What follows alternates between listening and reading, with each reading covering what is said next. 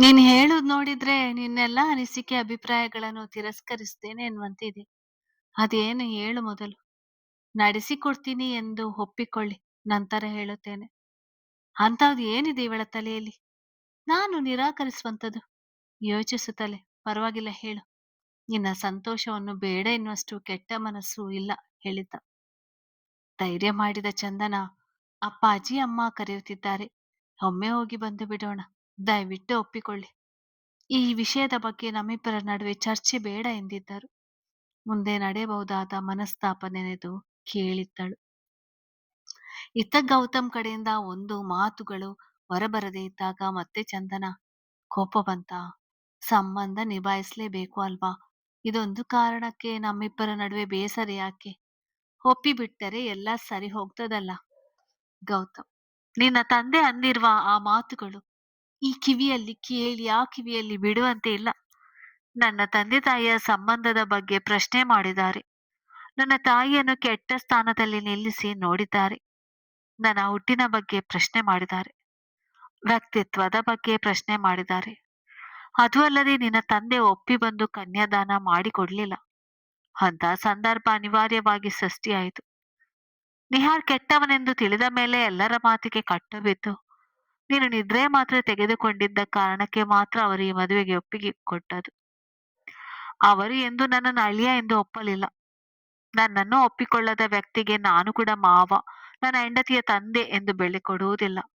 ಅಂತ ಸಂಬಂಧ ನನಗೂ ಬೇಕಾಗಿಲ್ಲ ಎಂದಿದ್ದ. ಚಂದನ, ಹೀಗೆಂದರೆ ಹೇಗೆ? ಅವರು ಮಾತನಾಡಿದ್ದು ಸರಿ ಎಂದು ನಾನು ಹೇಳಲಿಲ್ಲ. ತಪ್ಪುಗಳು ನಡೆಯುವುದು ಸಹಜ. ಒಮ್ಮೆ ಕ್ಷಮಿಸಿ ಬಿಟ್ಟರೆ ಆಗೋಲ್ವಾ? ನಿಂಗೆ ಮೊದಲೇ ಹೇಳಿದ್ದೇನೆ, ನಮ್ಮಿಬ್ಬರ ನಡುವೆ ಬೇರೆಯವರ ವಿಷಯ ಬಂದು ನಮ್ಮ ನಡುವೆ ಮನಸ್ತಾಪಕ್ಕೆ ಕಾರಣವಾಗುವುದು ಬೇಡ ಎಂದು. ನನಗೆ ನೀನು ಮಾತ್ರ ಮುಖ್ಯ. ಹಾಗಂದು ಇಂಥ ಮಾತುಗಳನ್ನು ಸಹಿಸಿಕೊಂಡು ಈ ಸಂಬಂಧವನ್ನು ಖಂಡಿತ ನನ್ನ ಕೈಯಲ್ಲಿ ಮುಂದುವರಿಸಲು ಆಗೋಲ್ಲ. ನಾನು ಈ ಜನ್ಮದಲ್ಲಿ ಆ ವ್ಯಕ್ತಿಯ ಮನೆಯ ಹೊಸಿಲು ತುಳಿಯುವುದಿಲ್ಲ ಎಂದಿದ್ದ. ಚಂದನಗೆ ನಿಂತ ಜಾಗದಲ್ಲಿ ಕುಸಿಯುವಂತೆ ಆಗಿತ್ತು. ತಂದೆಯ ಪ್ರೀತಿ ಆಟ ಎರಡು ಬಲ್ಲವಳು. ಮುಂದೆ ಈ ವಿಷಯ ಎಲ್ಲಿಗೆ ಹೋಗಿ ನಿಲ್ಬಹುದು ಎನಿಸಿತು. ಸುಮ್ಮನಾದ ಮಡದಿಯ ರೀತಿಗೆ, ನಿನ್ನ ಫ್ರೆಂಡ್ ಜೊತೆ ಶಾಪಿಂಗ್ಗೆ ಹೋಗಿ ಬರುವಾಗಿದ್ರೆ ನೋಡು, ಡ್ರೈವರ್ ಮನೆ ಬಳಿ ಬರ್ತಾರೆ ಎಂದಿದ್ದ. ಬೇಡ, ಹೋಗುವ ಮನಸ್ಸಿಲ್ಲ. ಎಲ್ಲ ಇದೆ. ಹೆಚ್ಚು ಯೋಚಿಸಿ ಮನಸ್ಸಿಗೆ ಒತ್ತಡ ತಂದುಕೊಳ್ಬೇಡ. ಗೌತಮ್, ಪತ್ನಿಯಾಗಿ ಮಾತ್ರ ಯೋಚಿಸು ಹೇಳಿದವನು ತಾನು ಅವಳ ತಂದೆಯ ಮೇಲಿನ ಕೋಪಕ್ಕೆ ಮತ್ತೆ ಏನಾದರೂ ಮಾತನಾಡಿ ಅವಳ ಮನಸ್ಸಿಗೆ ನೋವಾಗಬಹುದು ಎನ್ನುವ ಕಾರಣಕ್ಕೆ ತಾನೇ ತಿಳಿಸಿ ಕರೆ ತುಂಡರಿಸಿದ. ರೂಮಿನಲ್ಲಿ ಒಂಟಿಯಾಗಿ ಅಳುತ್ತಾ ಕುಳಿತ ಚಂದನಗೆ ಸಮಯ ಸರಿದಂತೆ ತಿಳಿಯಲಿಲ್ಲ. ಗೆಳತಿಯಿಂದ ಕರೆ ಬಂದಾಗ ಎಚ್ಚೆತ್ತು ಮುಖ ತೊಳೆದು ಮುಂದಲೇ ಸರಿ ಮಾಡಿಕೊಂಡು ಹೊರಬಂದವಳು ಅವಳನ್ನು ಸ್ವಾಗತಿಸಿದಳು. ವಿದ್ಯಾ ಅವಳು ಮದುವೆಯಾಗಿ ಇದೇ ಊರಿಗೆ ಬಂದ ಬಗ್ಗೆ ತನ್ನ ಸಂತೋಷ ತಿಳಿಸಿ ಮತ್ತೊಮ್ಮೆ ನೇರವಾಗಿ ವಿಶ್ ಮಾಡಿದವಳು, ಎಲ್ಲರಿಗೂ ಇಷ್ಟಪಟ್ಟ ಹುಡುಗನನ್ನು ಮದುವೆಯಾಗಲು ಅವಕಾಶ ಸಿಗುವುದಿಲ್ಲ. ಆ ವಿಷಯದಲ್ಲಿ ನೀನು ಅದೃಷ್ಟ ಮಾಡಿದ್ಯಾ ಎಂದಿದ್ದಳು. ಚಂದನ ಕೂಡ, ಎಷ್ಟೋ ಜನ ಕಾಲೇಜ್ನಲ್ಲಿ ಅಥವಾ ಹೊರಗೆ ಪ್ರೀತಿಸಿ ಮನೆಯವರ ಬಲವಂತಕ್ಕೆ, ಸಂದರ್ಭಕ್ಕೆ ಅಥವಾ ಕಾರಣಾಂತರಗಳಿಂದ ಅದು ತೊರೆದು ಹೋಗಿ ಬೇರೆಯವರನ್ನು ಮದುವೆಯಾಗಿದ್ದು ಗಮನಿಸಿದವಳು. ಹೌದು, ಆ ವಿಷಯದಲ್ಲಿ ನಾನು ತುಂಬಾ ಅದೃಷ್ಟವಂತೆ ಎಂದಿದ್ದಳು. ಬೇಸರವಾಗುವಂತ ಯಾವ ವಿಷಯಗಳನ್ನು ತೆಗೆದು ಚರ್ಚಿಸಲು ಹೋಗಲಿಲ್ಲ. ಮದುವೆ ನಡೆದ ರೀತಿಯ ಬಗ್ಗೆ ಹಾಗೆ ಹೀಗೆ ಗೆಳತಿಯರ ನಡುವೆ ಇತಿಮಿತಿಯಲ್ಲಿ ಒಂದಷ್ಟು ಮಾತುಗಳು ನಡೆದಿತ್ತು. ಊಟದ ನಂತರ ಗೆಳತಿಯನ್ನು ಬೀಳ್ಕೊಟ್ಟ ಚಂದನ, ಈ ಸಮಸ್ಯೆಯನ್ನು ಹೇಗೆ ಅರಿಸುವುದು? ಕೊನೆ ಪಕ್ಷ ಅಪ್ಪಾಜಿ ಜೊತೆ ಆದರೂ ಮಾತನಾಡಿ ಊರಿಗೆ ಬರಲು ಕೆಲ ದಿನ ಸಮಯ ಅವಕಾಶ ಕೇಳಬೇಕು. ಇವರ ಮನಸ್ಸು ಬದಲಾಯಿಸಲು ಸಮಯ ಸಿಗುತ್ತದೆ. ಅಪ್ಪಾಜಿ ಜೊತೆ ನೇರವಾಗಿ ಮಾತನಾಡುವುದಕ್ಕಿಂತ ಅಣ್ಣನ ಜೊತೆ ಮಾತನಾಡಿ ನೋಡ್ಬೇಕು ಯೋಚಿಸ್ತಾ ಉಳಿದಳು. ಸಂಜೆ ಕೆಲಸದಿಂದ ಬೇಗನೆ ಬಂದಿದ್ದ ಕೃಷ್ಣ ಪ್ರಸಾದ್ ಅವರು ಹೆಂಡತಿ ರೆಡಿ ಮಾಡಿ ಇಟ್ಟಿದ್ದ ಬ್ಯಾಗ್ ನೋಡಿ, ಒಡವೆಗಳ ಬಾಕ್ಸ್ ತೆಗೆದಿಡು, ಹಾಗೆ ಅವರು ಬೇರೆ ಏನಾದ್ರೂ ಕೊಟ್ಟಿದ್ರೆ ನೆನಪಿಸಿಕೊ. ಅಲ್ಲಿ ಅವರು ಕೇಳಿದ್ರೆ ಕಷ್ಟ, ಮತ್ತೊಮ್ಮೆ ಅವರುಗಳ ಮುಖವನ್ನು ಯಾರು ನೋಡುತ್ತಾರೆ ಎಂದಿದ್ದರು. ವಿಮಲಾ ಅವರು, ಬೇರೆ ಏನಿಲ್ಲ, ಅವರು ಕೊಟ್ಟಿದ್ದನ್ನೆಲ್ಲ ಇದ್ರಲ್ಲಿ ಹಾಕಿ ಇಟ್ಟಿದ್ದೀನಿ. ನಿಮ್ಗೆ ಮುಂಗೋಪ ಜಾಸ್ತಿ, ಜಗಳಕ್ಕೆ ನಿಲ್ಬೇಡಿ. ತಾಳ್ಮೆಯಿಂದ ಇವುಗಳನ್ನು ಕೊಟ್ಟು ನಮ್ಮ ಚಿನ್ನ ತೆಗೆದುಕೊಂಡು ಬಂದು ಬಿಡಿ. ಎಂದವರು ಅವರ ಮುಂದೆ ಕಾಫಿ ಕಪ್ ತಂದಿಟ್ಟಿದ್ದರು. ಕಪ್ ಕೈಗೆ ತೆಗೆದುಕೊಂಡವರು, ನಂಗೆ ಅಷ್ಟು ಗೊತ್ತಾಗೋದಿಲ್ವಾ? ಸರಿ ಬಿಡು. ಚಂದನ ಫೋನ್ ಮಾಡಿದ್ದಾಳೆ. ಏನಂತೆ? ಬರೋ ವಿಷಯ ಏನಾದ್ರೂ ಹೇಳಿದ್ದಾಳೆ? ಕೇಳಿದ್ದರು. ಇಲ್ಲ, ಫೋನ್ ಮಾಡಿದ್ದೆ. ಸುಮ್ನೆ ಊಟ ತಿಂಡಿ ಬಗ್ಗೆ ಹೇಳಿದ್ದಷ್ಟೆ. ಸಂತೋಷವಾಗಿ ಇದ್ದಾಳಲ್ಲ, ಅದು ಮುಖ್ಯ ಎಂದಿದ್ದರು. ಕೃಷ್ಣ ಪ್ರಸಾದ್ ಅವರು ನಿಧಾನವಾಗಿ ಗೌತಮ್ ಬಗ್ಗೆ ಆರ್ಟಿಕಲ್ಗಳು, ಹಾಗೆ ಅವನು ಬೆಳೆದ ರೀತಿ ಎಲ್ಲವನ್ನು ಗಮನಿಸಿದ್ದರು. ಕೆಲವೊಂದು ಆರ್ಟಿಕಲ್ ಓದಿದವರು, ಹೆಣ್ಣಿನ ನೆರಳನ್ನೇ ಕಂಡರೆ ಆಗದವನು ತಮ್ಮ ಮಗಳನ್ನು ಮದುವೆಯಾಗಲು ಒಪ್ಪಿದ್ದು ಯಾಕೆ? ಇದರಲ್ಲಿ ಬೇರೆ ಏನಾದ್ರೂ ವಿಷಯ ಇದೆಯಾ? ಮನದಲ್ಲಿ ಒಬ್ಬ ವ್ಯಕ್ತಿಯ ಬಗ್ಗೆ ಕಹಿ ಭಾವನೆ ಇರುವಾಗ ಯೋಚನೆಗಳು ಆಲೋಚನೆಗಳು ಕೂಡ ಅದೇ ಹಾದಿಯಲ್ಲಿ ಬಂದು ತಲೆಯನ್ನು ಹೊಕ್ಕಿದ್ದವು. ಆಸ್ಪತ್ರೆ ಬಳಿ ಬಂದ ಕೃಷ್ಣ ಪ್ರಸಾದ್ ಅವರು ರಿಸೆಪ್ಷನಿಸ್ಟ್ ನಲ್ಲಿ ಪೇಷಂಟ್ ಹೆಸರು ಹೇಳಿ ಅವರು ಹೇಳಿದ ವಾರ್ಡ್ನತ್ತ ನಡೆದಿದ್ದರು.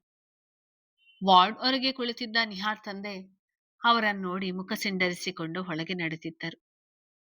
ನಿಹಾರ್ ಏನೋ ಗಹನವಾದ ಯೋಚನೆಯಲ್ಲಿ ಮುಳುಗಿದ್ದವನು ಬಾಗಿಲು ತೆರೆದ ಸದ್ದಿಗೆ ಆ ಕಡೆಗೆ ನೋಡಿದ್ದ. ತಂದೆಯ ಹಿಂದೆಯೇ ಬಂದ ಕೃಷ್ಣ ಪ್ರಸಾದ್ ಅವರನ್ನು ನೋಡಿ ಮುಖ ಬಿಗಿದುಕೊಂಡಿದ್ದ. ಆದರೂ ಗೌತಮ್ಗೆ ಹೆಣ್ಣು ಕೊಡದೆ ತಿರುಗಿ ಕಳಿಸಿ ನಮ್ ಜೊತೆ ಒಂದೆರಡು ಮಾತನಾಡಿ ಇನ್ನೊಮ್ಮೆ ಹೀಗೆಲ್ಲ ಮಾಡ್ಬೇಡಿ ಎಂದು ಬುದ್ಧಿಮಾತು ಹೇಳಿ ತನಗೆ ಕೊಟ್ಟು ಚಂದನರನ್ನು ಮದುವೆ ಮಾಡುತ್ತಾರೆ ಎಂದುಕೊಂಡಿದ್ದ ಅವನ ನಿರೀಕ್ಷೆ ತಲೆಕೆಳಗಾಗಿತ್ತು. ಪ್ರತಿ ಕ್ಷಣ ಎಲ್ಲರ ಮೇಲೂ ಕೋಪಗೊಳ್ಳುತ್ತಿದ್ದವನಿಗೆ ಇವರ ಮೇಲೆ ಕೋಪ, ಅಸಮಾಧಾನ ತುಸು ಹೆಚ್ಚಾಗಿಯೇ ಇತ್ತು. ಆದರೂ ಅಪರಾಧಿ ಭಾವದಿಂದ ನೋಟ ಏನು ತಗ್ಗಿಸಲಿಲ್ಲ. ಕುಟುಂಬದ ಎಲ್ಲಾ ಸದಸ್ಯರು ಅಲ್ಲೇ ಇರುವುದನ್ನು ನೋಡಿ ತಮ್ಮ ಕೈಯಲ್ಲಿದ್ದ ಬ್ಯಾಗ್ ನೆಲದಲ್ಲಿಟ್ಟವರು, ನೀವು ನಮ್ಮ ಮಗಳಿಗೆ ಕೊಡಿಸಿದ್ದ ಬಟ್ಟೆಗಳೆಲ್ಲ ಇದರಲ್ಲಿದೆ, ನೋಡಿಕೊಳ್ಳಿ ಎಂದಿದ್ದರು. ನಿಹಾರ್ ತಾಯಿ ಮಾತಿಗೆ ಕಾದಿದ್ದವರಂತೆ, ನಂಬಿಕೆ ಇದೆ ಬಿಡಿ ಎಂದು ಒಂದು ಮಾತು ಹೇಳದೆ ತಕ್ಷಣ ಎಲ್ಲವನ್ನು ನೋಡಿ ಸರಿಯಾಗಿದೆ ಎಂದಿದ್ದರು. ಮುಂದೆ ಬಂದವನ ತಾತ, ಬಟ್ಟೆಗಳಿರಲಿ, ಮೊದಲು ನಾವು ಕೊಡಿಸಿದ ಚಿನ್ನವನ್ನು ತಿರುಗಿಸಿಕೊಡಿ ಎಂದಿದ್ದರು. ಓಲೆ, ಜುಮ್ಕಿ, ಮಾಂಗಲ್ಯ ಚೈನ್ ಇದ್ದ ಬಾಕ್ಸ್ ಅವರ ಕೈಯಲ್ಲಿಟ್ಟವರು, ಸರಿಯಾಗಿದೆಯಾ ಒಮ್ಮೆ ನೋಡಿಕೊಳ್ಳಿ ಎಂದಿದ್ದರು. ಅದನ್ನು ತನ್ನ ತಾಯಿಯ ಕೈಯಲ್ಲಿ ಹಿಡಿದು ತಿರುಗಿಸಿ ಮುರುಗಿಸಿ ನೋಡುತ್ತಿದ್ದುದನ್ನು ನೋಡಿದ ನಿಹಾರ್, ಎಲ್ಲ ನಾನು ಅಂದುಕೊಂಡಂತೆ ನಡೆದಿದ್ದರೆ ಚಂದನ ನನ್ನ ಹೆಂಡತಿಯಾಗಿರುತ್ತಿದ್ದಳು. ನಾವು ಕೊಡಿಸಿದ ಈ ಒಡವೆ ಅವಳ ಬಳಿ ಇರುತ್ತಿತ್ತು. ಆಮೇಲೆ ಸತ್ಯ ತಿಳಿದು ಏನೇ ನಡೆದಿದ್ದರೂ ತಲೆ ಕೆಡಿಸಿಕೊಳ್ಳುವಂತಿರಲಿಲ್ಲ. ಕೊರಳಿಗೆ ಮಾಂಗಲ್ಯವನ್ನು ಕಟ್ಟಿಬಿಟ್ಟಿದ್ದರೆ ಆಗುತ್ತಿತ್ತು. ತನ್ನ ಸ್ಥಿತಿ ನೆನಪಿದ್ದರೂ ಹೇಳಿಕೊಂಡಿದ್ದ. ಕೃಷ್ಣ ಪ್ರಸಾದ್ ಅವರಿಗೆ ಹಾಸಿಗೆ ಮೇಲೆ ಮುಖದ ಗುರುತು ಸಿಗದೆ ತಲೆ, ಕೈ, ಕಾಲು, ಕೊರಳು ಎಲ್ಲ ಕಡೆ ಬ್ಯಾಂಡೇಜ್ ಹಾಕಿಸಿಕೊಂಡು ಮಲಗಿದ್ದವನನ್ನು ನೋಡಿ ಹೇಗಿದ್ಯಾ ಎಂದು ಕೇಳಬೇಕೆನಿಸಿದರು ಅವನು ಮಾಡಿದ ಮೋಸ, ತಮ್ಮ ಮಗಳ ಹಾಳಾಗುತ್ತಿದ್ದ ಬದುಕು ನೆನಪಾಗಿ ಏನನ್ನು ಕೇಳದೆ ನಿಂತರು. ನಿಹಾರ್ ತಂದೆ, ಇನ್ನು ಯಾಕೆ ನಿಂತಿದ್ದೀರಿ ನೇರವಾಗಿ ಕೇಳಿದ್ದರು. ಕೃಷ್ಣ ಪ್ರಸಾದ್ ಅವರು ಕೂಡ ಅದೇ ಬಿಗಿದ ಧ್ವನಿಯಲ್ಲಿ, ಇಲ್ಲಿ ನಿಮ್ಮ ಎದುರು ನಿಲ್ಲುವುದಕ್ಕೆ ನನಗೇನು ಬೇರೆ ಕೆಲಸ ಇಲ್ಲ ಅಂದ್ಕೊಂಡಿದ್ದೀರಾ? ಇನ್ನು ಸಂಬಂಧ ಮೊದಲೇ ಇಲ್ಲ, ನೀವು ಕೊಡಿಸಿದ್ದೆಲ್ಲ ನಾವು ಕೊಟ್ಟಾಯ್ತು. ನಾವೇನು ನಿಮ್ಮ ಮಗನಿಗೆ ಕೊಡಿಸಿರುವ ಬಟ್ಟೆ ಕೇಳುತ್ತಿಲ್ಲ. ಬಟ್ಟೆ ಇಟ್ಕೊಳ್ಳಿ, ನಾವು ಕೊಡಿಸಿರುವ ಬಂಗಾರ ತಿರುಗಿಸಿ ಕೊಟ್ಟು ಬಿಡಿ ಎಂದಿದ್ದರು. ತಕ್ಷಣ ಅವರ ಕುಟುಂಬದವರೆಲ್ಲ ಮುಖ ಮುಖ ನೋಡಿಕೊಂಡಿದ್ದರು. ಎಲ್ಲರನ್ನೂ ಒಮ್ಮೆ ನೋಡಿದವರು, ನಾವು ಕೊಟ್ಟಿದ್ದ ಒಡವೆಗಳನ್ನು ಕೊಟ್ಟು ಬಿಡಿ ಎಂದೆ, ನನಗೂ ಸಮವಿಲ್ಲ, ಹೊರಡ್ಬೇಕು ಎಂದಿದ್ದರು. ನಿಹಾರ್ ತಾಯಿ ಧೈರ್ಯ ಮಾಡಿ, ಈಗ ಅವು ಯಾವು ನಮ್ಮ ಬಳಿ ಇಲ್ಲ ಎಂದಿದ್ದರು. ಕೃಷ್ಣ ಪ್ರಸಾದ್ ಅವರು, ನಿಮ್ಮ ಬಳಿ ಇಲ್ಲ ಎಂದ್ರೆ ಏನು ಅರ್ಥ? ಅಂದು ನಿಮ್ಗೆಲ್ಲ ತಲುಪಿಸಿದ್ದೇವೆ ತಾನೆ ಎಂದಿದ್ದರು. ಈಗ ಅವನ ತಂದೆ ನಡುವೆ ಬಾಯಿ ಹಾಕಿ, ಹೌದು, ಆದ್ರೆ ಇವನ ಚಿಕಿತ್ಸೆಗೆ ತುಂಬಾ ಹಣ ಬೇಕಾಗಿತ್ತು. ಈ ಆಸ್ಪತ್ರೆ ತುಂಬಾ ದುಬಾರಿ. ನಮ್ಮ ಬಳಿ ಇದ್ದ ಉಳಿಕೆಯ ಹಣ ಮದುವೆಗೆಲ್ಲ ಖರ್ಚು ಮಾಡಿಬಿಟ್ಟಿದ್ದೆವು. ಯಾವುದೇ ಹೆಚ್ಚಿಗೆ ಹಣ ಇರಲಿಲ್ಲ. ಹಾಗಾಗಿ ನೀವು ಕೊಟ್ಟಿದ್ದ ಒಡವೆಗಳನ್ನು ಮಾರಿ ಇವನಿಗೆ ಚಿಕಿತ್ಸೆ ಕೊಡಿಸ್ತಿರುವುದು ಎಂದಿದ್ದರು. ಕೃಷ್ಣ ಪ್ರಸಾದ್ ಅವರ ಕೋಪ ನೆತ್ತಿಗೇರಿದು, ಎಂಥ ಮನೆಗೆ ಮಗಳನ್ನು ಕೊಡಲು ನೋಡಿದ್ದೆ ಎಂದು. ನಿಮ್ಗೇನಾದ್ರೂ ಮಾನ ಮರ್ಯಾದೆ ಇದೆಯಾ? ನಮಗೂ ನಿಮಗೂ ಸಂಬಂಧ ಇಲ್ಲ ಎಂದ್ಮೇಲೆ ನಮ್ಮ ವಸ್ತುಗಳನ್ನು ನಮಗೆ ತಿರುಗಿಸಿ ಕೊಟ್ಬಿಡ್ಬೇಕು ತಾನೆ. ಯಾವ ಮುಖ ಇಟ್ಕೊಂಡು ನೀವು ಕೊಡಿಸಿದ ವಸ್ತುಗಳನ್ನು ಕೇಳಿದ್ರಿ ಎಂದಿದ್ರು. ಅವರು ಕೂಡ ಬಂಡತನಕ್ಕೆ ಬಿದ್ದಂತೆ, ನಿಮ್ಮಿಂದ ನಮ್ಮ ಮಾನ ಮರ್ಯಾದೆ ಹಾಳಾಯ್ತು. ನಮಗೆ ಮಗಳನ್ನು ಕೊಡುತ್ತೇವೆ ಎಂದು ಹೇಳಿ ಬೇರೆಯವರಿಗೆ ಕೊಟ್ಟು ಮದುವೆ ಮಾಡಿದೀರಾ, ಅದಕ್ಕೆ ಇದು ಪರಿಹಾರವಾಯಿತು ಹೋಗಿ ಎಂದಿದ್ದರು. ಕೃಷ್ಣ ಪ್ರಸಾದ್ ಅವರು ಅಚ್ಚರಿಯ ಮುಖ ಮಾಡಿ, ನೀವು ಮಾಡಿರೋ ಮೋಸ ಏನು ಕಡಿಮೆ? ನಿಮ್ಮಂತವರಿಗೆ ಸರಿಯಾಗಿ ಆಗಿದೆ. ನನ್ನ ಮಗಳ ಪರಿಚಯ ಇದ್ದರು, ಅವರಿಬ್ಬರ ವಿಷಯ ನಿಮ್ಮ ಮಗನಿಗೆ ತಿಳಿದಿದ್ದರೂ ಕೂಡ ಬಂದು ಮೋಸದಿಂದ ನಮ್ಮ ಬಳಿ ಮದುವೆ ನಿಶ್ಚಯ ಮಾಡಿಕೊಂಡ. ನಿಮ್ಮನ್ನು ಎಷ್ಟು ಒಳ್ಳೆಯ ಜನ ಎಂದು ನಂಬಿಬಿಟ್ಟಿದ್ದೆ. ನೀವು ಒಬ್ಬರಿಗಿಂತ ಒಬ್ಬರು ಕದಿಮರು. ಎಷ್ಟು ನಯವಾಗಿ ನಿಮ್ಮ ಬಟ್ಟೆ ಒಡವೆ ಎಲ್ಲ ತರಿಸಿಕೊಂಡು ಬಿಟ್ರಿ. ನೀವು ಕೇಳದೆ ಇದ್ದಿದ್ದರೂ ನಾವೇನು ಇಟ್ಟುಕೊಳ್ಳುತ್ತಿರಲಿಲ್ಲ. ಬೇರೆಯವರ ಋಣ ನಮಗೆ ಬೇಕಾಗಿಲ್ಲ. ನಮ್ಮದೇ ಒಂದಷ್ಟು ಗೊಂದಲ ಕೆಲಸಗಳಲ್ಲಿ ಇದ್ದೇವೆ ಅಷ್ಟೇ. ನಿಮ್ಗೆ 1 ತಿಂಗಳ ಸಮಯ ಕೊಡ್ತೇನೆ. ಅಷ್ಟರಲ್ಲಿ ಕೊಟ್ಟಿರುವ ಒಡವೆಗಳನ್ನು ತಿರುಗಿಸಿ ಕೊಡದೇ ಇದ್ರೆ, ನಾನು ಕೊಂಡುಕೊಂಡಿದ್ದ ಒಡವೆಗಳ ಬಿಲ್ ಇದೆ ಮನೆಯಲ್ಲಿ, ಅದರ ಜೆರಾಕ್ಸ್ ನಿಮ್ಗೆ ತಲುಪಿಸ್ತೇನೆ. ತಿರುಗಿಸಿ ಕೊಟ್ಟರೆ ಸರಿ, ಇಲ್ಲ ಪೊಲೀಸ್ ಕಂಪ್ಲೇಂಟ್ ಕೊಡ್ಬೇಕಾಗ್ತದೆ. ನೀವು ತಗ್ಗಿ ಬಗ್ಗಿ ನಡೆದಿದ್ರೆ ಹೋಗ್ಲಿ ಬಿಡು, ಅಯ್ಯೋ ಪಾಪ ಎಂದು ಬಿಟ್ಟು ಬಿಡುತ್ತಿದ್ದೆ. ಮುಖ ಹೀಗೆ ಇಟ್ಟುಕೊಂಡು ಇಷ್ಟು ಕೊಬ್ಬಿನಿಂದ ಮಾತನಾಡ್ತೀರಾ ಎಂದರೆ ಬಿಡುವ ಮಾತೇ ಇಲ್ಲ. ನಿಮ್ಮ ಬಳಿ ಅದನ್ನೆಲ್ಲ ಹೇಗೆ ವಸೂಲಿ ಮಾಡ್ಬೇಕೆಂದು ನನಗೆ ಗೊತ್ತು ಎಂದಿದ್ದರು. ಪೊಲೀಸ್ ಎನ್ನುವ ಹೆಸರು ಕೇಳುತ್ತಲೇ ಎಲ್ಲರ ಮುಖದಲ್ಲಿದ್ದ ಗರ್ವ ಕೊಂಚ ಇಳಿದಿತ್ತು. ನಿಹಾರ್ ಜೋರಾಗಿ ಬಾಯಿ ಬಿಡಲು ಆಗದಿದ್ದರೂ, ಸ್ವಲ್ಪ ಸಮಯ ಕೊಡಿ, ನಿಮ್ಮ ಹಣ ನಿಮ್ಗೆ ತಲುಪಿಸುತ್ತೇವೆ ಎಂದಿದ್ದ. ಕೃಷ್ಣ ಪ್ರಸಾದ್ ಅವರು ಅವನ ಮುಖದಲ್ಲಿದ್ದ ದುರಹಂಕಾರ ಗಮನಿಸಿ, ನಿಮ್ಮ ಸಂಬಂಧ ತಪ್ಪಿದ್ದು ಎಷ್ಟು ಒಳ್ಳೆಯದಾಯಿತು ಎಂದು ಈಗ ಅನಿಸ್ತಿದೆ. ಒಂದು ವೇಳೆ ನಿಮ್ಮ ಮನೆಗೆ ನನ್ನ ಮಗಳನ್ನು ಕೊಟ್ಟು ಬಿಟ್ಟಿದ್ದರೆ ಮುಂದಿನ ಮಾತನ್ನು ಹೇಳಲು ಆಗಲಿಲ್ಲ ಅವರಿಗೆ. ನಿಹಾರ್ ತಲೆಗೆ ಸುತ್ತಿದ್ದ ಬ್ಯಾಂಡೇಜ್ ಅನ್ನು ಮೆಲ್ಲಗೆ ಮುಟ್ಟಿ ನೋಡಿಕೊಂಡವನು, ಏನ್ರಿ ಹಾಗಂತಿದ್ದೀರಾ? ಹೀಗೇನು ನೀವು ನಿಮ್ಮ ಮಗಳನ್ನು ಉತ್ತಮನಿಗೆ ಕೊಟ್ಟು ಮದುವೆ ಮಾಡಿ ಕೊಟ್ಟಿದ್ದೀರಾ? ನನ್ನ ಸ್ಥಿತಿ ನೋಡಿದ್ರೆ ತಿಳಿಯುವುದಿಲ್ವಾ ಅವನೆಂಥ ರಾಕ್ಷಸ ಎಂದು? ಒಬ್ಬ ಮನುಷ್ಯನಿಗೆ ತಪ್ಪು ಮಾಡಿದ್ರೆ ಬುದ್ಧಿ ಹೇಳ್ತಾರೆ, ಕೆನ್ನೆಗೆ 4 ಏಟು ಹೊಡೆಯುತ್ತಾರೆ. ಹೀಗೆ ಸಾಯುವ ಸ್ಥಿತಿಗೆ ತಂದು ಇಟ್ಟಿದ್ದಾನೆ. ಯಾರು ತಪ್ಪು ಮಾಡುವುದೇ ಇಲ್ವಾ? ನಾನ್ ಮಾಡಿದ ತಪ್ಪಿಗೆ 4 ಮಾತು ಬೈದು 2 ಏಟು ಹೊಡೆದು ಬಿಟ್ಟು ಬಿಡ್ಬೇಕಾಗಿತ್ತು. ನನ್ನ ವಿಷಯ ಇರ್ಲಿ, ನಿಮ್ಮ ಮಗಳು ತಪ್ಪು ಮಾಡಿದರೆ ಅವಳ ಸ್ಥಿತಿ ಏನಾಗುತ್ತದೆ? ಅವಳನ್ನು ಹೇಗೆ ನಡೆಸಿಕೊಳ್ಳುತ್ತಾನೆ ಎಂದು ನೆನಪಿಸಿಕೊಳ್ಳಿ. ಎಂಥ ರಾಕ್ಷಸನಿಗೆ ಕೊಟ್ಟು ಮದುವೆ ಮಾಡಿದ್ದೀರಾ ಎನ್ನುವುದು ನಿಮ್ಮ ಮನದಲ್ಲಿ ಯಾವಾಗಲೂ ಇರಲಿ. ಹೆತ್ತ ತಾಯಿಯನ್ನೇ ಗೌರವಿಸದೇ ಇದ್ದವನು ಅವರು ಬಂದ ಕೆಲವು ತಿಂಗಳು ಎಷ್ಟು ಕೆಟ್ಟದಾಗಿ ನಡೆಸಿಕೊಂಡಿದ್ದಾನೆ ಗೊತ್ತಾ? ತಾಯಿ ಹೆಣ್ಣು ಎಂದು ಚೂರು ಮರ್ಯಾದೆ ಕೊಡುತ್ತಿರಲಿಲ್ಲ. ಏನು ನಿಮ್ಮ ಮಗಳು ಯಾವ ಲೆಕ್ಕ?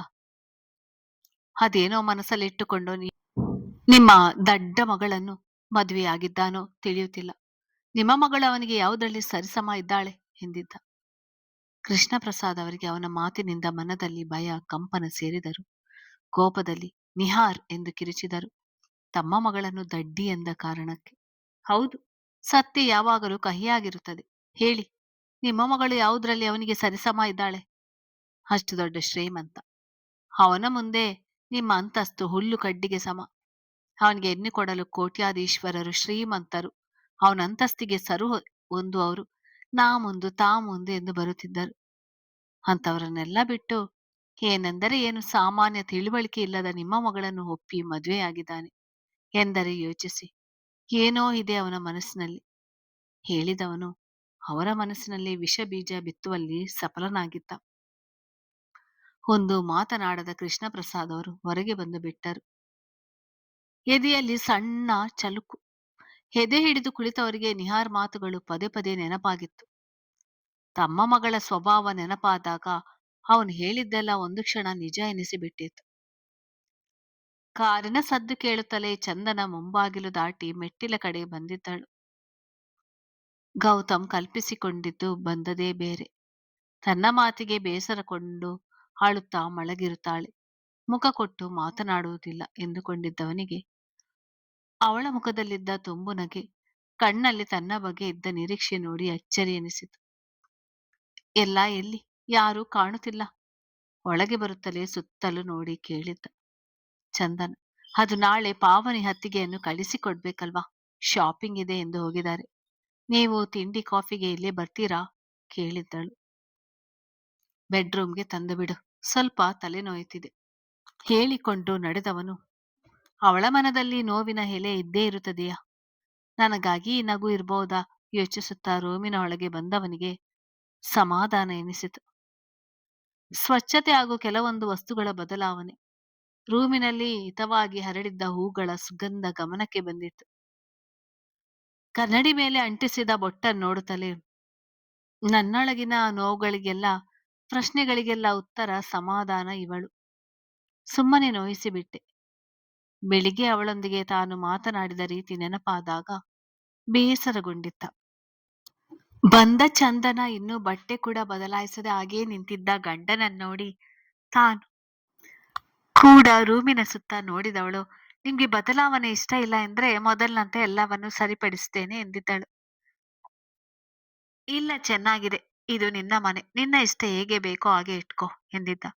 ಇನ್ನು ನೀವು ಡ್ರೆಸ್ ಚೇಂಜ್ ಮಾಡಿಲ್ಲ? ಬದಲಾವಣೆ ನೋಡ್ತಾ ಇದ್ದೆ. ಈಗ ಬರ್ತೀನಿ ಹೇಳಿ ನಡೆದಿದ್ದ. ಕಿಟಕಿಯ ಬಳಿ ಹೊರಗೆ ನೋಡುತ್ತಾ ಉಳಿದಿದ್ದ ಚಂದನ ಇನ್ನೇನು ಕೇಳುವುದು ಬೇಡ. ಸಮಯ ನೋಡಿ ಮತ್ತೆ ಮಾತನಾಡೋಣ. ಹೇಗೆ ಬಿಟ್ಟು ಬಿಡಲು ಆಗುತ್ತದ? ಆದರೆ ಅಪ್ಪಾಜಿಗೆ ಏನಾದ್ರೂ ಹೇಳಿ ಒಪ್ಪಿಸ್ಬೇಕು ಎಂದುಕೊಂಡಳು. ಹಿಂದಿನಿಂದ ನವಿರಾಗಿ ಬಳಸಿದವನು ನಾನಿಲ್ಲಿರುವಾಗ ಬೇರೆ ಧ್ಯಾನದ ಅವಶ್ಯಕತೆ ಇದೆಯಾ ಕೇಳಿದ್ದ. ನಸುನಗು ಬೀರಿ ತಿರುಗಿದವಳ ಮುಖವನ್ನೇ ಅಳೆದು ಸುರಿಯುವಂತೆ ನೋಡಿದ. ಬೇಸರದ ಛಾಯೆ ಇರಬಹುದು ಎಂದುಕೊಂಡು ಅಲ್ಲಿ ಕಂಡಿದ್ದು ತನ್ನ ಮೇಲಿನ ಆರಾಧನೆ ಅಷ್ಟೆ. ಮತ್ತೆ ಮನೆ ಅಡ್ಜಸ್ಟ್ ಆಗಿದೆಯಾ? ಬೇರೆ ಏನಾದ್ರೂ ಬದಲಾವಣೆ ಬೇಕು ಅಂದ್ರೆ ಹೇಳು. ಏನು ಬೇಡ. ನೀವೊಬ್ಬರ ಜೊತೆಗಿದ್ರೆ ಎಲ್ಲ ಸಿಕ್ಕಂತೆ ಎನಿಸ್ತದೆ. ನನಗೂ ಅಷ್ಟೇ. ನೀನು ತೋಳಿನಲ್ಲಿ ಇದ್ರೆ ಇಡೀ ಪ್ರಪಂಚ ಸಿಕ್ಕಂತೆ ಗೆದ್ದಂತೆ ಅನಿಸ್ತದೆ. ಮನಸ್ಸು ಬಿಚ್ಚಿ ಹೇಳಿದ. ಚೂಡಿದಾರ್ನಲ್ಲಿ ಮುದ್ದಾಗಿ ಕಂಡರು ಮನಸ್ಸು ತಡೆಯದೆ ಕೇಳಿದ. ಫ್ಯಾನ್ಸಿ ಡ್ರೆಸ್ ಹಾಕ್ಬೇಕಾಗಿತ್ತು. ಇದ್ರಲ್ಲಿ ಅಷ್ಟೊಂದು ಚೆನ್ನಾಗಿ ಕಾಣಲ್ಲ. ಮೊದಲೆಲ್ಲ ಲಂಗ ದಾವಣಿ ಹಾಕಿದ್ರೆ ಬೈತಾ ಇದ್ರಿ ಕೇಳಿದಳು. ಮೊದಲೆಲ್ಲ ಅದನ್ನ ಹಾಕಿಕೊಂಡಿದ್ರೆ ನಿನ್ನನ್ನು ಹಾಗೆ ನೋಡಿ ಸುಮ್ನಿರ್ಬೇಕಲ್ಲ ಎನ್ನುವ ಬೇಸರಕ್ಕೆ ಬೈತಾ ಇದ್ದದ್ದು. ಈಗ ಹೆಂಡತಿ ಆಗಿದ್ಯಲ್ವಾ? ಅದನ್ನು ಹಾಕಿಕೊಂಡಾಗ ಒಮ್ಮೆಯೂ ನೀವು ಹೊಗಳಿಲ್ಲ. ನಿಂಗೆ ಇನ್ನೂ ಆ ಹುಚ್ಚು ಬಿಟ್ಟು ಹೋಗಿಲ್ವಾ? ಎಲ್ಲವನ್ನೂ ಬಾಯಿ ಮಾತಲ್ಲಿ ಹೇಳ್ಬೇಕಾ? ಹೀಗೆ ಹೇಳಿದಾಗ ಅರ್ಥ ಮಾಡಿಕೊಳ್ಬೇಕು ಹೇಳುತ್ತಾ ನೇರ ಕೆನ್ನೆ ಕಿವಿಯ ಅಂಚು ಕೊರಳು ಚುಂಬಿಸುತ್ತಾ ಮುಂದುವರಿದ. ಚಂದನ ಮೈಮನದಲ್ಲಿ ಹೂಕಂಪನ. ಮೊದಲೆಲ್ಲ ಇಂಥ ಕ್ಷಣಗಳ ನಡುವೆ ಮದುವೆಗೆ ಮೊದಲೇ ಬೇಕು ಬೇಡ ಎನ್ನುವ ದ್ವಂದ್ವ ಇರುತ್ತಿತ್ತು. ಈ ಕ್ಷಣದ ನಿಶ್ಚಿಂತೆ ಇರಲಿಲ್ಲವೆನಿಸಿತು. ನನ್ನವರು ನನಗಾಗಿ ಮಾತ್ರ ಎನಿಸಿದಾಗ ಮನ ತುಂಬಿ ಬಂದಿತು ಎಂದು ಇಲ್ಲದಷ್ಟು ಗಾಢವಾಗಿ ಬಳಸಿ ತನ್ನನ್ನು ಸಮರ್ಪಿಸಿಕೊಳ್ಳುತ್ತಿದ್ದವಳ ರೀತಿಗೆ ಅಚ್ಚರಿಗೊಂಡಿದ್ದ. ಗೌತಮ್, ಗೌತಮ್ ತಾತನ ಧ್ವನಿ ಕೇಳಿದಾಗ ಎಚ್ಚೆತ್ತು. ಅದೇನು ಕೇಳಿ ಬಂದು ಬಿಡೋಣ. ಆಸ್ಪತ್ರೆಗೆ ಬೇರೆ ಹೋಗಿ ಬರ್ಬೇಕಲ್ವಾ ಹೇಳಿ ಮನಸ್ಸಿಲ್ಲದಿದ್ದರೂ ಅವಳೊಂದಿಗೆ ಹೊರಗೆ ಬಂದಿದ್ದ. ತಂದಿದ್ದ ಕೆಲವು ವಸ್ತುಗಳನ್ನು ಚಿನ್ನಯ್ಯ ತೆಗೆದಿಡುತ್ತಿದ್ದರು. ಪಾವನಿ ಅವಳ ಕುಟುಂಬವನ್ನು ನೋಡುತ್ತಿದ್ದಂತೆ ನಾಳೆ ಹೊರಟು ಹೋಗುತ್ತಾರೆ ಎನ್ನುವ ಅನಿಸಿಕೆ ಬೇಸರ ತರಿಸಿತು. ಅದೇನು ಸಂಪ್ರದಾಯಗಳು? ಗಂಡನ ಮನೆಗೆ ಹೋಗ್ಲೇಬೇಕೆನ್ನುವ ರೂಲ್ಸ್ ಏನಾದ್ರೂ ಇದೆಯಾ? ಇಲ್ಲೇ ಇದ್ರೆ ಆಗ್ತಿತ್ತು ಎಂದಿದ್ದ. ಬ್ಯಾಗ್ ಎತ್ತಿಕೊಂಡು ಹೊರಡಲು ನೋಡಿದ್ದ ಚಿನ್ನಯ್ಯ ಆಗಾಗ ಚಂದನ ಕಣ್ಣು ತುಂಬಿಕೊಳ್ಳುವುದನ್ನು ನೋಡಿದ್ದ. ಕಾರಣ ಎಲ್ಲರ ವಿಷಯದಲ್ಲೂ ಒಂದೇ ನಿರ್ಧಾರ ಇರಬೇಕು ಹೇಳಿ ಹೋದಾಗ ತಕ್ಷಣ ಗೌತಮ್ಗೆ ಅರ್ಥ ಆಗಿತ್ತು. ಚಂದನ ಕಡೆಗೆ ನೋಡಿದ್ದ. ತಗ್ಗಿದ ನೋಟದ ಭಾವನೆಗಳ ಅರ್ಥೈಸಿಕೊಳ್ಳುವುದು ಕಷ್ಟ ಎನಿಸಿದರು ಅವಳಿಗೆ ತವರಿಗೆ ಹೋಗುವ ಇಚ್ಛೆ ಇದೆ ಎನ್ನುವುದು ಮಾತ್ರ ಅರ್ಥವಾಗಿತ್ತು. ರಮೇಶ್, ಅದಕ್ಕೆ ಯಾಕೆ ಹೀಗೆ ಮುಖ ಹೀಗೆ ಮಾಡಿಕೊಂಡು ಕುಳಿತಿದ್ಯಾ? ಇನ್ನೊಂದು ವಾರದಲ್ಲೇ ಇಲ್ಲೇ ಪಕ್ಕದಲ್ಲೇ ಬರುತ್ತೇವೆ. ಎರಡು ಮನೆಯ ನಡುವೆ ಓಡಾಟ ಇರುತ್ತದೆ ಬಿಡು. ಒಂದೆಡೆ ಇದ್ದು ಬಿಟ್ಟರೆ ಬಂದಾಗ ಹೋದಾಗ ಬಂದವರು ಎಂದು ಸಂಭ್ರಮಿಸುವ ಖುಷಿ ಸಿಗೋದಿಲ್ಲ ಹೇಳಿ ವಾತಾವರಣ ಹಗುರ ಮಾಡಿದ್ದ. ಪಾವನಿ ಮಡಿಲಲ್ಲಿದ್ದ ಹಾದಿ ಅಳಲು ಶುರು ಮಾಡಿದಾಗ ಮಲಗಿಸಿ ಬರ್ತೀನಿ ಹೇಳಿ ತನ್ನ ರೂಮಿನ ಕಡೆ ನಡೆದಿದ್ದಳು. ಗೌತಮ್ ಪ್ರಕೃತಿಯನ್ನು ಮುದ್ದಿಸುತ್ತಾ ರಮೇಶ್ ಜೊತೆ ಮಾತಿಗೆ ಇಳಿದಿದ್ದ. ಇಂದ್ರಾಣಿ ಅವರು ಎಲ್ಲ ತಂದದ್ದು ಆಯ್ತು. ಆದ್ರೆ ಹಣ್ಣು ತರಕಾರಿ ತರುವುದೇ ಮರೆತು ಬಿಟ್ಟೆವು ಎಂದವರು ಮತ್ತೆ ಏನೋ ನೆನಪಾಗಿದ್ದ ಕಾರಣ ಪಾವನಿಯನ್ನು ಅರಸಿ ಹೊರಟಿದ್ದರು. ಗೌತಮ್, ಹೋಗು, ರೆಡಿ ಆಗು, ಆಸ್ಪತ್ರೆಗೆ ಹೋಗಿ ಬರೋಣ ಎಂದಿದ್ದ. ಮಹೇಂದ್ರ ಅವರು ಯಾಕೋ ಏನಾದ್ರೂ ಸಮಸ್ಯೆನಾ ಕೇಳಿದ್ದರು. ಹಾಗೇನಿಲ್ಲ, ಆಗಾಗ ಸುಸ್ತು ಹೊಟ್ಟೆ ಹುರಿ ಎನ್ನುತ್ತಿರುತ್ತಾಳೆ. ಒಮ್ಮೆ ತೋರಿಸಿಕೊಂಡು ಬಂದು ಬಿಡೋಣ ಎಂದು. ಅಲ್ಲಿನ ಡಾಕ್ಟರ್ ಕೊಟ್ಟಿದ್ದ ಟ್ಯಾಬ್ಲೆಟ್ಸ್ಗಳು ಮುಗಿದಿದೆ. ಮತ್ತೆ ಅದನ್ನು ಮುಂದುವರಿಸಬೇಕಾ ಬೇಡ್ವಾ ಒಮ್ಮೆ ತಿಳಿದು ಮಾತನಾಡಿ ಬರಲು ಎಂದಿದ್ದ. ಆಸ್ಪತ್ರೆ ಬಳಿ ಹೋಗುತ್ತಲೇ ರಿಸೆಪ್ಷನ್ ಬಳಿ ವಿಚಾರಿಸಿದ್ದ. ತಮ್ಮ ಫ್ಯಾಮಿಲಿ ಡಾಕ್ಟರ್ ಇಲ್ಲ ಹಾಗೂ ನಾಳೆ ಸಿಗುತ್ತಾರೆ ಎಂದು ತಿಳಿದಿತ್ತು. ಮೊದಲೇ ಫೋನ್ ಮಾಡಿ ಬರ್ಬೇಕಾಗಿತ್ತು. ಬೇರೆ ಡಾಕ್ಟರ್ ಬಳಿ ಪರೀಕ್ಷಿಸುವುದು ಬೇಡ. ಅವರಿಗೆ ನೋಡಿದರೆ ಅರ್ಥವಾಗುತ್ತದೆ. ಇವಳು ಸ್ಲೀಪಿಂಗ್ ಟ್ಯಾಬ್ಲೆಟ್ಸ್ ತೆಗೆದುಕೊಂಡಿದ್ದು. ಬೇಡದ ಮಾತುಕತೆಗಳು ಯಾಕೆ? ನಾಳೆ ಬಂದರೆ ಆಯ್ತು ಹೇಳಿಕೊಂಡು ಹೊರಡೋಣ ಎಂದಿದ್ದ. ಬೇರೆ ಡಾಕ್ಟರ್ ಬಳಿ ತೋರಿಸಿದ್ರೆ ಆಗ್ತಿತ್ತು. ತನ್ನ ಸಲಹೆ ನೀಡಿದ್ದಳು. ಹೌದು, ಎಲ್ಲರೂ ಮೆಚ್ಚುವಂತ ಕೆಲಸ ಮಾಡಿದ್ಯಾ. ಎಲ್ಲಾ ಡಾಕ್ಟರಿಗೂ ನನ್ನ ಹೆಂಡತಿ ಆತ್ಮಹತ್ಯೆಗೆ ಪ್ರಯತ್ನ ಪಟ್ಟಿದ್ದಳು ಎಂದು ಹೇಳಿಕೊಂಡು ಬರ್ತೀನಿ. ಸುಮ್ನೆ ನಡಿ ಎಂದಿದ್ದ. ಆಗಲೇ ಅವಳಿಗೆ ಅರ್ಥವಾಗಿದ್ದು ಯಾಕೆ ನಿರಾಕರಿಸಿದ್ದು ಎಂದು. ಕಾರು ರಸ್ತೆಯ ಬದಿ ಸಾಗುತ್ತಲೇ ಅದು ಅತ್ತೆ ಹಣ್ಣು ತರಕಾರಿ ಮರೆತಿದ್ದೇವೆ ಎಂದಿದ್ದರು. ಕೊಂಡುಕೊಂಡು ಹೋಗ್ಬೋದಿತ್ತು ಎಂದಿದ್ದಳು. ಪಕ್ಕದಲ್ಲಿದ್ದ ಮಾರ್ಕೆಟ್ ಕಡೆ ಕಾರನ್ನು ತಿರುಗಿಸಿದ್ದ. ಮಾರ್ಕೆಟ್ ಕಡೆ ಮೊದಲ ಬಾರಿ ಬಂದದ್ದು, ಹಾಗಾಗಿ ಹೊಸ ಅನುಭವ ಎನಿಸಿತು. ಅಲ್ಲಲ್ಲಿ ಕಾರು ನಿಲ್ಲಿಸಿ ಹೆಂಡತಿಯರಿಗಾಗಿ ಕಾಯ್ದು ಮೊಬೈಲ್ ನೋಡುತ್ತಾ ಕುಳಿತಿದ್ದ ಗಂಡಸರು ಒಂದು ಕಡೆಯಾದರೆ, ಕೋಪದಿಂದ ಇನ್ನೇನು ಸಿಡಿಯಲು ತಯಾರಾಗಿ ಬಂದ ಹೆಂಡತಿಯರ ಮೇಲೆ ರೇಗಾಡುತ್ತಾ ಕಾರ್ ಸ್ಟಾರ್ಟ್ ಮಾಡುತ್ತಿದ್ದವರು ಮತ್ತೊಂದು ಕಡೆ. ಹೇಳಲು ಆಗದೆ ಬಿಡಲು ಆಗದೆ ಅಸಮಾಧಾನದಿಂದ ಅಸಹನೆಯಲ್ಲಿ ಕಾಯ್ತಾ ನಿಂತವರು ಮತ್ತೊಂದು ಕಡೆ. ಗೌತಮ್ ವಾಚ್ ನೋಡಿಕೊಂಡವನು. ನಾನು ಮುಂದೊಂದು ದಿನ ಹೀಗೆ ಬಂದು ಮಾರ್ಕೆಟ್ನಲ್ಲಿ ಕಾಯ್ತಾ ನಿಲ್ತೇನೆ ಎಂದುಕೊಂಡಿರ್ಲಿಲ್ಲ. ಇದು ಒಂದು ರೀತಿ ಚೆನ್ನಾಗಿದೆ ಎಂದುಕೊಂಡವನು ಆಗಾಗ ತನ್ನತ್ತ ನೋಡುತ್ತಿದ್ದವರ ಮುಂದೆ ಹೆಮ್ಮೆಯಿಂದ ಬೀಗಿದಂತಹ ಮುಖ ಮಾಡಿ ತನ್ನ ಹೆಂಡತಿಯ ಕಡೆ ನೋಡಿದ. ಅಂಗಡಿಯವರ ಬಳಿ ಮಾತನಾಡುತ್ತಾ ವ್ಯಾಪಾರ ಮಾಡುತ್ತಿದ್ದವಳ ನೋಡಿ ಪರವಾಗಿಲ್ಲ ನನ್ನ ನಾಲಾಯಕ್ ಎಂದುಕೊಂಡವನು ಅವಳ ಅಪ್ಪ ಅಮ್ಮ ಮನೆಯಿಂದ ಹೊರಗೆ ಕಳಿಸಲು ಹೆದರಿ ಮನೆಯಲ್ಲೇ ಹೆಚ್ಚಾಗಿ ಉಳಿಸಿ ಅವಳನ್ನಾಗೆ ಬೆಳೆಸಿ ಬಿಟ್ಟಿದ್ದಾರೆ ಎಂದುಕೊಂಡವನಿಗೆ ಅವಳ ತಂದೆಯ ನೆನಪಾಗಿ ಒಂದು ಕ್ಷಣ ಕೋಪಕ್ಕೆ ಒಳಗಾದರೂ ಮರುಕ್ಷಣ ನನ್ನ ಹೆಂಡತಿಯ ನೋಡುತ್ತಾ ನಿಂತ. ಚಂದನ ಇವರಿಗೆ ಕಾಯುದೆ ಅಂದ್ರೆ ಆಗೋಲ್ಲ, ಕೋಪ ಮಾಡಿಕೊಂಡಿರಬಹುದು ಎಂದು ತಿರುಗಿ ನೋಡಿದಳು. ಕಣ್ಣಿನಲ್ಲಿ ಇನ್ನೊಂದು 5 ನಿಮಿಷ ಬಂದು ಬಿಡುತ್ತೇನೆ ಎನ್ನುವಂತೆ ಸನ್ನೆ ಮಾಡಿದಳು. ಪರವಾಗಿಲ್ಲ ಎನ್ನುವಂತೆ ಮುಖಭಾವ ತೋರಿ ಕೈಕಟ್ಟಿ ಕಾರಿಗೆ ಹೊರಗಿಕೊಂಡು ನಿಂತವನ ಅಚ್ಚರಿಯಿಂದ ನೋಡಿದ್ದಳು. ಹಣ ನೀಡಿ ಬ್ಯಾಗ್ ಹಿಡಿದು ಬರುತ್ತಿದ್ದವಳ ಬಳಿಗೆ ಸಾಗಿ ಅವಳ ಕೈಯಿಂದ ಪಡೆದುಕೊಂಡಿದ್ದ. ಕಾರಿನಲ್ಲಿ ಕುಳಿತವಳು ಲೆಕ್ಕ ಹೇಳಿ ಉಳಿದ ಹಣ ಅವನತ್ತ ಹಿಡಿದಾಗ, ಇಟ್ಕೋ, ನಿನ್ನ ಬಳಿ ಇರಲಿ ಎಂದಿದ್ದ. ಮಲ್ಲಿಗೆ ಮೊಗ್ಗು ಚೆನ್ನಾಗಿತ್ತು, ಕೊಂಡುಕೊಂಡೆ ಎಂದಿದ್ದಳು. ಹೇಳಿದ ರೀತಿಗೆ ಕಣ್ಣ ಭಾವಕ್ಕೆ ಸೋತವನು ಅವಳ ಕೆನ್ನೆ ಸವರಿ, ನಿನ್ನಿಂದ ಹೊಸ ರೀತಿಯ ದಿನಚರಿ ನೋಡುವಂತಾಗಿದೆ, ಎಲ್ಲವೂ ಇಷ್ಟವಾಗುತ್ತಿದೆ ಹೇಳಿದ್ದ. ಮೂಡಿದ ನಗುವಿನಲ್ಲಿ ತನ್ನನ್ನೇ ಮರೆಯುವ ಅನಿಸಿಕೆ. ಮರುದಿನ ಪಾವನಿ ಹೊರಡುತ್ತಾಳೆ ಎನ್ನುವುದು ಎಲ್ಲರಲ್ಲೂ ಒಂದೊಂದು ರೀತಿಯ ಅನಿಸಿಕೆ ಮೂಡಿಸಿತು. ಎಲ್ಲರೂ ಕಳೆದ ದಿನಗಳ ಬಗ್ಗೆ ಮಧ್ಯರಾತ್ರಿಯವರೆಗೂ ಮಾತನಾಡುತ್ತಾ ಸಮಯ ಕಳೆದಿದ್ದರು. ಅಂದು ಭಾನುವಾರ. ಗೌತಮ್ ಮನೆಯಲ್ಲಿ ಉಳಿದಿದ್ದ. 11ರ ಸಮಯಕ್ಕೆ ಪಾವನಿ ಹೊರಡುವುದು ಎಂದು ತೀರ್ಮಾನವಾಗಿತ್ತು. ಸಿಹಿ ಅಡಿಗೆಯ ಊಟದ ನಂತರ ಪಾವನಿಯನ್ನು ದೇವರ ಮನೆ ಮುಂದೆ ಕೂರಿಸಿ ಅರಶಿನ ಕುಂಕುಮ ಕೊಡುವ ಸಮಯದಲ್ಲಿ ಇಂದ್ರಾಣಿ ಅವರು ತಾವು ಆಯ್ಕೆ ಮಾಡಿ ತಂದಿದ್ದ ಮತ್ತೊಂದು ಸೀರೆ ಕೊಟ್ಟು ಹರಸಿದರು. ಗೌತಮ್ ಮೊದಲೇ ಮಕ್ಕಳಿಗೆ ಅವಳಿಗೆ ಎಲ್ಲಾ ಹೊಸ ಬಟ್ಟೆ ತಂದಿದ್ದ. ಪಾವನಿಗೆ ಆಗಲೇ ಮನದಲ್ಲಿ ಹೇಳತೀರದ ಸಂಕಟ ಶುರುವಾಗಿತ್ತು. ರಮೇಶ್ ರೂಮಿನಿಂದ ಪ್ಯಾಕ್ ಮಾಡಿದ್ದ ಬ್ಯಾಗ್ಗಳನ್ನು ತಂದು ಮುಂಬಾಗಿಲ ಹೊರಗೆ ಸಾಲಾಗಿ ಜೋಡಿಸಿದ್ದ. ಅವನ ಮನಸ್ಸಿಗೂ ಕೂಡ ಒಂದು ರೀತಿಯ ಬೇಸರವಾಗುತ್ತಿತ್ತು. ತುಂಬಿದ ಕುಟುಂಬದ ನಡುವೆ ಇದ್ದದು ಇಷ್ಟವಾಗಿತ್ತು. ಪಾವನಿ ಎಲ್ಲರ ಕಾಲು ಮುಟ್ಟಿ ಆಶೀರ್ವಾದ ಪಡೆದುಕೊಂಡವಳು ಕೊನೆಯಲ್ಲಿ ಗೌತಮ್ ಬಳಿಗೆ ಬಂದಿದ್ದಳು.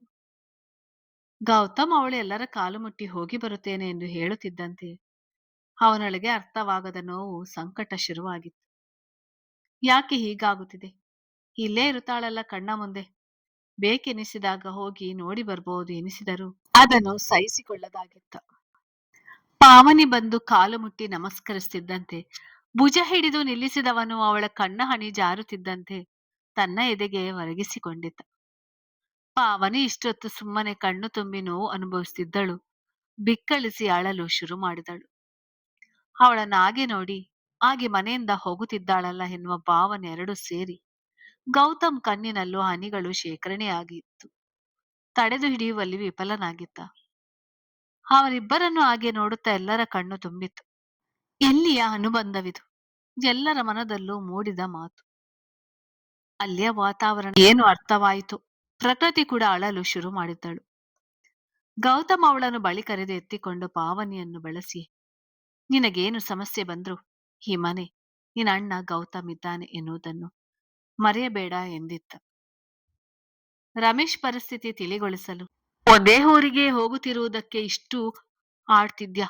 ಏನಾದ್ರೂ ದೂರದ ಊರಿಗೆ ಕಳಿಸಿಕೊಡು ಅಂತಿದ್ರೆ ಅಣ್ಣ ತಂಗಿ ಬೆಳಿಗ್ಗೆ ಅಳುವ ಪ್ರೋಗ್ರಾಂ ಇಟ್ಟುಕೊಂಡಿರ್ತಿದ್ರಿ ಅನಿಸ್ತಿದೆ ಎಂದಿದ್ದ. ಗೌತಮ್ ತಾನೇ ಬಂದು ಕಾರಿನ ಬಾಗಿಲು ತೆರೆದು ಅವಳನ್ನು ಕೂರಿಸಿದ್ದ. ರಮೇಶ್, ಪರವಾಗಿಲ್ಲ, ಡ್ರೈವರ್ ಬರಲಿ ಬಿಡು ಎಂದಾಗ, ಬೇಡ, ನಾನೇ ಬಿಟ್ಟು ಬರ್ತೇನೆ ಎಂದಿದ್ದ. ಚಂದನ ಪಾವನಿಯ ಕೈ ಹಿಡಿದು, ಅತ್ತಿಗೆ, ಇದು ನಿಮ್ಮ ಮನೆ, ಯಾವಾಗ ಬೇಕಾದ್ರೂ ಬಂದು ಹೋಗ್ಬಹುದು. ನಿಮ್ಮ ಮಾರ್ಗದರ್ಶನದ ಅವಶ್ಯಕತೆ ಇದೆ ಹೇಳಿ ಮಗುವನ್ನು ಮತ್ತೊಮ್ಮೆ ಮುದ್ದಿಸಿ ಅವಳ ಕೈಗೆ ಕೊಟ್ಟಿದ್ದಳು. ಇಂದ್ರಾಣಿ ಅವರು ಕೂಡ ಅದೇ ಮಾತನ್ನು ಹೇಳಿ ಅವಳ ತಲೆ ಸವರಿದ್ದರು. ಮಹೇಂದ್ರ, ಚಿನ್ನಯ್ಯ, ಸರೋಜಮ್ಮ ಎಲ್ಲರೂ ನೀನು ಇದ್ದಿದ್ದರಿಂದ ಮನೆ ತುಂಬಿದಂತೆ ಇರುತ್ತಿತ್ತು ಎಂದಿದ್ದರು. ಎಲ್ಲರಿಗೂ ಕೈ ಬೀಸಿದ ಪಾವನಿ ಎಲ್ಲರ ಪ್ರೀತಿ ಆಶೀರ್ವಾದ ಹೊತ್ತು ತನ್ನ ಗಂಡನ ಮನೆಗೆ ಹೊರಟಿದ್ದಳು. ಪಾವನಿಯನ್ನು ಬಿಟ್ಟು ಬಂದ ಗೌತಮ್ಗೆ ಮನೆಯೊಳಗೆ ಬರುತ್ತಲೇ ಮನೆಯೆಲ್ಲ ಖಾಲಿಯಾಗಿರುವಂತೆ ಎನಿಸಿತು. ಮನೆಗೆ ಬರುತ್ತಲೇ, ಅಣ್ಣ, ನೀರ್ ಬೇಕಾ? ಯಾಕೆ ಸಪ್ಪಗಿದ್ದೀರಿ? ಅದವೇನಾದ್ರೂ ಮಾತನಾಡಿಸ್ತಿದ್ದ ಪಾವನಿಯ ನೆನಪಾಗಿತ್ತು. ನೇರ ತನ್ನ ರೂಮ್ ಸೇರಿ ಒಬ್ಬನೇ ಉಳಿದಿದ್ದ. ಕೃಷ್ಣ ಪ್ರಸಾದ್ ಅವರ ಮನಸ್ಥಿತಿ ಹೇಳತೀರದಾಗಿತ್ತು. ಎಂದೂ ಹೋಗಿ ಮಗಳನ್ನು ನೇರವಾಗಿ ನೋಡುವೆನೋ, ಅವಳ ಜೊತೆ ಮಾತನಾಡುವೆನೋ, ಎಲ್ಲಾ ಸರಿಯಾಗಿದೆಯಾ, ಅಲ್ಲಿ ಏನು ಸಮಸ್ಯೆ ಇಲ್ಲ ತಾನೆ? ನಿಹಾರ್ ಹೇಳಿದಂತೆ ಚಂದನ ತಪ್ಪು ಮಾಡಿದ್ರೆ ಆ ವ್ಯಕ್ತಿ ಹೇಗೆ ನಡೆದುಕೊಳ್ಬಹುದು, ಅವನು ಹೇಗೆ ಎಂದು ಗಮನಿಸಿ ನೋಡ್ಬೇಕು. ನಾನೇನಾದ್ರೂ ದುಡುಕಿ ತಪ್ಪು ಮಾಡಿಬಿಟ್ಟೆನಾ? ಪ್ರತಿ ಕ್ಷಣ ಇಂತಹದೇ ಮಾತುಗಳು ನೆನೆದು ನೆನೆದು ತಲೆ ಕೆಡಿಸಿಕೊಳ್ಳುತ್ತಿದ್ದರು. ಅದಕ್ಕೆ ಸರಿ ಹೊಂದುವಂತೆ ಗಂಡು ಹೆಣ್ಣನ್ನು ಕರೆದುಕೊಂಡು ಹೋಗಲು ಬರುತ್ತೇವೆ ಎಂದಾಗಲೆಲ್ಲ ಇಂದ್ರಾಣಿ, ಮಹೇಂದ್ರ ಅವರು ದಿನಗಳನ್ನು ಮುಂದಕ್ಕೆ ತಳ್ಳುತ್ತಿದ್ದರು. ಅವರ ಅನುಮಾನಕ್ಕೆ ಪುಷ್ಟಿ ನೀಡುತ್ತಿತ್ತು. ಗೌತಮ್ ಒಂದೆರಡು ದಿನ ಆಫೀಸ್ನಿಂದ ನೇರವಾಗಿ ಪಾವನಿಯ ಮನೆಗೆ ಹೋಗಿ ಅವಳನ್ನು ಮಕ್ಕಳನ್ನು ಮಾತನಾಡಿಸಿಕೊಂಡು ಮನೆಗೆ ಬಂದಿದ್ದ ಕಾರಣ ಅವನ ಮನಸ್ಥಿತಿ ಒಂದು ಹಂತಕ್ಕೆ ಬಂದಿತ್ತು. ಇಂದ್ರಾಣಿ ಅವರಿಗೆ ಈಗ ಹೆಚ್ಚಾಗಿ ಏನೂ ಕೆಲಸ ಇರ್ತಿರ್ಲಿಲ್ಲ. ಎಲ್ಲಾ ಕೆಲಸ ಚಿನ್ನಯ್ಯ ಹಾಗೂ ಅವನ ಹೆಂಡತಿ ನೋಡಿಕೊಳ್ಳುತ್ತಿದ್ದರು.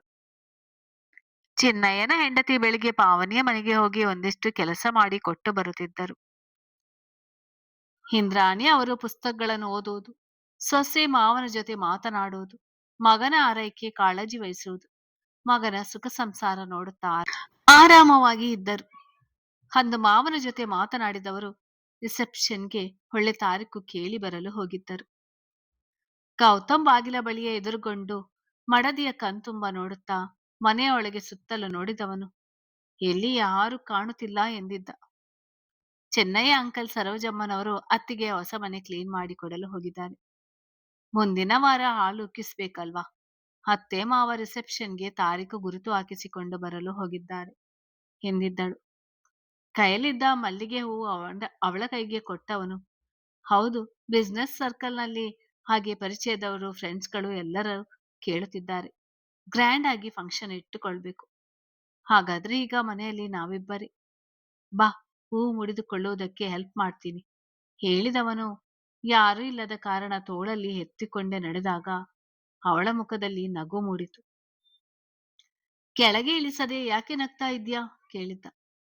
ಅದು ದೊಡ್ಡಮ್ಮ ನಿನ್ನೆ ಮನೆಗೆ ಹೋಗಿದ್ದಾಗ ದೊಡ್ಡಪ್ಪನ ಬಳಿ ನಮ್ಮ ಚಂದು ನಡೆದರೆ ಇಲ್ಲಿ ಸವೆದು ಹೋಗ್ತಾಳೋ ಅಂತ, ಬೇಕಾದ್ರೆ ಅವಳನ್ನ ಎತ್ತಿಕೊಂಡು ಓಡಾಡ್ತಾನೆ ಅವಳ ಗಂಡ ಎಂದು ಹೇಳುತ್ತಾ ಇದ್ದರು. ಅದು ನೆನಪಾಯಿತು. ಅವರಿಗೆ ಅರ್ಥ ಆಗಿದೆ. ನಿಂಗೆ ಅರ್ಥ ಆಗಿಲ್ವಲ್ಲ ಎಂದಿದ್ದ. ನನಗೆ ಅರ್ಥ ಆಗಿಲ್ಲ ಅಂತ ಯಾವಾಗ ಹೇಳಿದೆ? ನೀವು ನನ್ನ ತುಂಬಾ ಚೆನ್ನಾಗಿ ನೋಡಿಕೊಳ್ತೀರಾ ಎಂದು ನನಗೆ ಗೊತ್ತು ಹೇಳಿದ್ದಳು. ಕೆಳಗೆ ಇಳಿಸಿದವನು, ಇನ್ನೇನ್ ಗೊತ್ತು ನನ್ ಬಗ್ಗೆ ಕೇಳಿದ್ದ. ಎಲ್ಲಾ ಗೊತ್ತು, ತುಂಬಾ ವರ್ಷದಿಂದ ನೋಡ್ತಾ ಇದ್ದೀನಲ್ಲ, ನೋಡುವುದೇ ಆಯ್ತು ನಿಂದು. ನೀನಾಗೆ ಬಳಿ ಬಂದು ನಂಗೆ ಏನ್ ಬೇಕು ಏನ್ ಬೇಡ ಎಂದು ವಿಚಾರಿಸಿದ್ಯಾ ಕೇಳಿದ್ದ. ಯೋಚಿಸಿದವಳು, ಮದ್ವೆ ಆದ ದಿನದಿಂದ ಚೆನ್ನಾಗಿ ನೋಡಿಕೊಳ್ತಿದ್ದೇನೆ.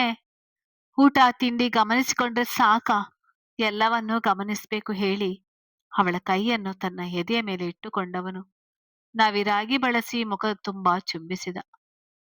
ಅವನ ರೀತಿಗೆ ಅವಳಲ್ಲಿನ ಕಂಪನ ಹೆಚ್ಚಿತ್ತು.